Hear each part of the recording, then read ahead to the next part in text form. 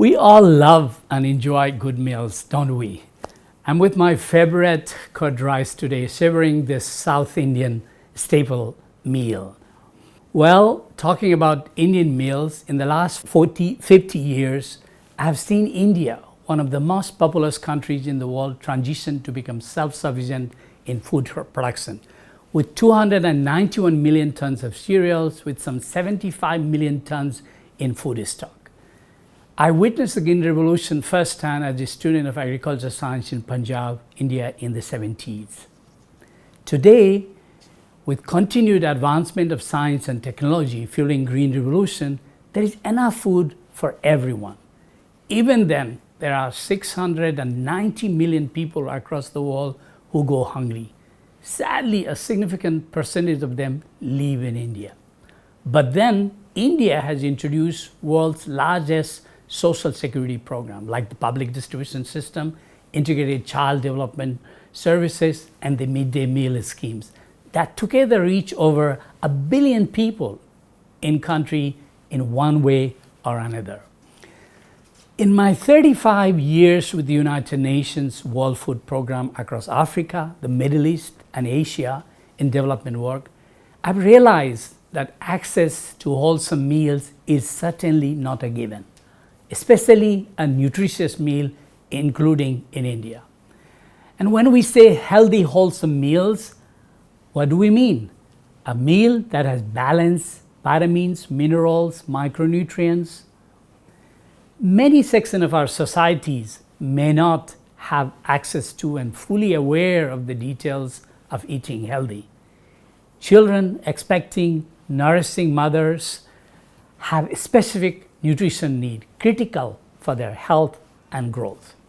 Differential access to food based on gender differences is also a persistent challenge. Therefore, mere availability of food is not enough to address hunger. Simply put, stable food items like rice or wheat, which are rich source of starch, are not enough to provide us, especially expecting mothers and children, the micronutrients to live a healthy life. In my plate here just has rice with some salt. This is not enough nutrition, especially if this is the only type of meal I'm eating day in and day out. Especially if I'm a woman or a child, even worse. And this is what is happening to millions every day. And you know what's fascinating? There is whole ecosystem, farmers at work, supply chain, land management, and weather pattern, financing, and access that operates behind each meal that we eat. And in this food system or ecosystem, climate change has a huge role to play. How, one may ask? Extreme and unpredictable weather patterns, dry seasons, droughts, floods, and climate phenomena, storms, cyclones, and hurricanes caused by climate changes are disrupting agriculture, exposing it crop failure or substantially lower yields. These account for up to 90% of the climate-related disasters. This can quickly spiral into full-blown food and nutrition crisis, with disruption of land-based livelihood and reduction in local produce. The food basket and dietary diversity shrinks, compounding hunger and malnutrition as food items become unaffordable. Hunger and pressure on food system contributes to social distress and conflicts. Therefore, it is not a surprise that climate change and extreme weather events are among the key drivers behind global hunger, distress, migration, or social conflict. In 2008, I was in Myanmar, where I witnessed one of the worst cyclones, killing over 130,000 people, displacing 3 million, and huge destruction to infrastructure and livelihoods. We need to strengthen such multilateral commitment across the globe. The Paris Agreement of 2015 is a great example in this space. If we don't, the consequence could be much worse than with the COVID-19. History has taught us that communities around the world have lived through trying climate conditions before and have survived by helping each other. In villages in India or Africa have had the practice of community food or grain pulling for supporting a person or a family in time of great need, enough to help them to get back on their feet. As a collective, they have emerged and survived many droughts, famine, invasion through centuries. In Africa, it's called Ubuntu. Navigating the scale and complex interlinkage of processes like global and systematic hunger, food system, and climate change can often numb into inaction, which is contrary to what is needed, individual and collective actions. I want to use this opportunity to share 4 action points with you. The first action I want to call upon is very simple, yet powerful.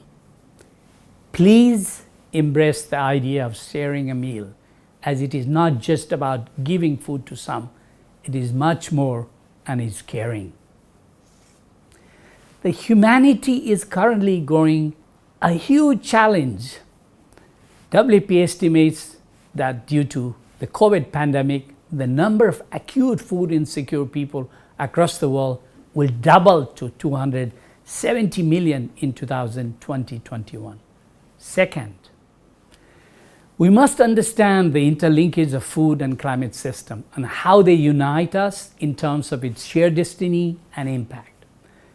This will shape our behavior and attitude toward the food choices we make, especially the food that is wasted and how carbon imprint approach at day-to-day level. Currently, 1/3 of the entire food we as humans produce is either lost or wasted. Third point, we need to ensure that the public and private institutions provide more effective services in preparing for, responding to, and recovering from climate shocks and slow onset changes. Governments must protect the population with food, meal, or cash to prevent a rise in hunger.